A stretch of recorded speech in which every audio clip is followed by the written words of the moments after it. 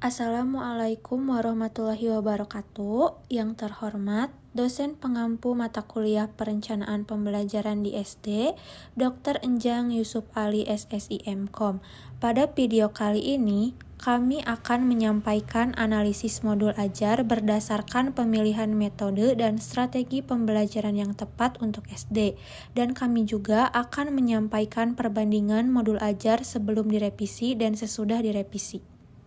Kami dari kelompok 5 dengan anggota kelompok Haniparihan Apriliani dengan NIM 2209819, Nabila Rahma Julianti dengan NIM 2205723, dan Silvia Nursobah Nasution dengan NIM 2205721. Yang pertama ada hasil analisis modul ajar. Modul pembelajaran Bahasa Indonesia kelas 4 SD menggunakan model cooperative learning sebagai landasan utama. Siswa dibagi dalam kelompok kecil 4-5 orang untuk membangun keterampilan sosial, kerjasama, dan pemahaman materi melalui diskusi kolaboratif. Modul mengintegrasikan 3 metode pembelajaran dimulai dengan metode ceramah. Guru menggunakan metode ini untuk menyampaikan konsep dasar kata tanya dan memberikan contoh penggunaannya sebagai pondasi pemahaman awal siswa. Metode tanya-jawab digunakan sepanjang proses pembelajaran, dimulai dengan pertanyaan pemantik. Metode ini menciptakan interaksi dua arah antara guru dan siswa, melatih berpikir kritis, dan membangun kepercayaan diri dalam berpendapat. Metode diskusi menjadi komponen penting di mana siswa berkolaborasi mengidentifikasi kata tanya dan membuat kalimat tanya. Guru berperan sebagai fasilitator, memastikan partisipasi aktif siswa dan memberikan klarifikasi saat diperlukan. Kombinasi model pembelajaran kooperatif dengan ketiga metode menciptakan sistem pembelajaran yang komprehensif. Strategi ini mendukung profil pelajar Pancasila yang menekankan bernalar kritis, kreatif, dan gotong royong. Implementasi strategi pembelajaran terstruktur ini membantu siswa memperoleh pengetahuan tentang kata tanya serta mengembangkan keterampilan komunikasi, kerjasama, dan berpikir kritis. Kekurangan modul ini meliputi ketergantungan tinggi pada metode ceramah yang dapat membuat siswa pasif, pengelolaan diskusi yang mungkin tidak optimal, dan keterbatasan waktu yang dapat menghambat pemahaman mendalam. Selanjutnya yaitu perbandingan modul ajar sebelum direvisi dan sesudah direvisi. Yang pertama, kami mendapatkan revisian pada bagian tujuan pembelajaran. Yang terdapat kekurangan pada tujuan pembelajaran dalam modul ini masih terlalu umum, misalnya, peserta didik dapat memahami kata tanya dan kalimat tanya. Tujuan ini sebaiknya lebih spesifik agar mudah diukur. Terdapat solusinya yaitu tambahkan indikator keberhasilan yang lebih terukur seperti peserta didik mampu menyusun minimal 3 kalimat tanya yang tepat menggunakan berbagai kata tanya dengan benar.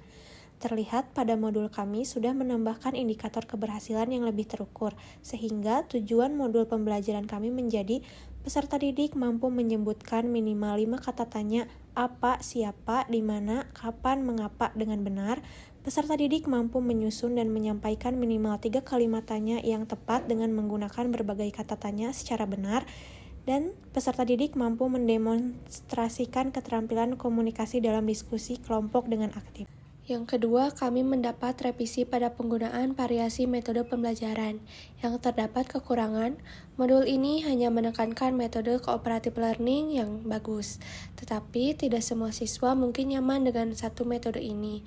Solusi, sertakan metode tambahan yang dapat diterapkan untuk memberikan variasi yang dapat menyesuaikan dengan gaya belajar siswa yang berbeda. Pada modul yang telah kami revisi, kami menambahkan metode pembelajaran ceramah, tanya jawab, dan diskusi. Yang ketiga, kami mendapat revisi pada instrumen penilaian yang lebih variatif. Yang terdapat kekurangan, penilaian yang diberikan pada modul hanya mencakup aspek-aspek kognitif dasar seperti menjawab dan menyusun kalimat tanya. Solusi, perluas instrumen penilaian untuk mencakup keterampilan komunikasi dan kolaborasi dalam kelompok. Pada modul yang telah kami revisi, kami menambahkan instrumen penilaian yang menjadi 1. Instrumen penilaian untuk memahami isi teks yang dibacakan. 2. Instrumen penilaian untuk memahami kata tanya dan kalimat tanya. 3. Instrumen penilaian untuk menyampaikan pendapat dengan jelas. 4. Instrumen penilaian untuk mempresentasikan gagasan. 5. Instrumen penilaian kemampuan kerja kelompok. 6. Instrumen penilaian kemampuan memberikan umpan balik. Yang keempat, kami mendapatkan revisi pada bagian refleksi guru yang kurang mendalam. Yang terdapat kekurangan yaitu refleksi yang ada cukup baik, tetapi belum menunjukkan keterlibatan guru dalam menilai efektivitas strategi pengajaran. Solusinya, tambahkan format refleksi di mana guru dapat mencatat keberhasilan metode yang digunakan, respon siswa terhadap metode tersebut, serta ide-ide alternatif yang mungkin diterapkan di kelas berikutnya. Pada modul yang telah kami revisi, kami mendapatkan refleksi menjadi keberhasilan yang saya rasakan dalam mengajarkan bab ini. Lalu kesulitan yang saya alami dan akan saya perbaiki untuk bab berikutnya.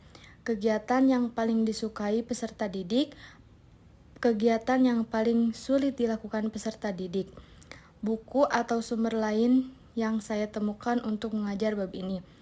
Lalu apa yang berhasil dalam pengajaran hari ini? Metode atau strategi pembelajaran apa yang paling efektif? Bagaimana tanggapan siswa terhadap metode yang digunakan? Apakah siswa menunjukkan minat dan keterlibatan yang tinggi? Apa saja ide atau strategi baru yang dapat ditemukan selanjutnya? Lalu yang terakhir, adakah metode lain yang ingin dicoba untuk meningkatkan pembelajaran? Yang kelima, kami mendapatkan revisi pada penggunaan media pembelajaran yang kurang menarik. Yang terdapat kekurangan yaitu media yang digunakan terbatas pada bahan dari buku teks.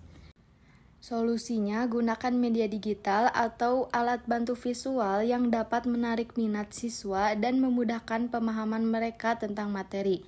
Pada modul yang telah kami revisi, kami menambahkan media pembelajaran, video pembelajaran, dan kuis interaktif. Sekian pemaparan dari kelompok kami. Mohon maaf apabila ada kesalahan. Terima kasih. Wassalamualaikum warahmatullahi wabarakatuh.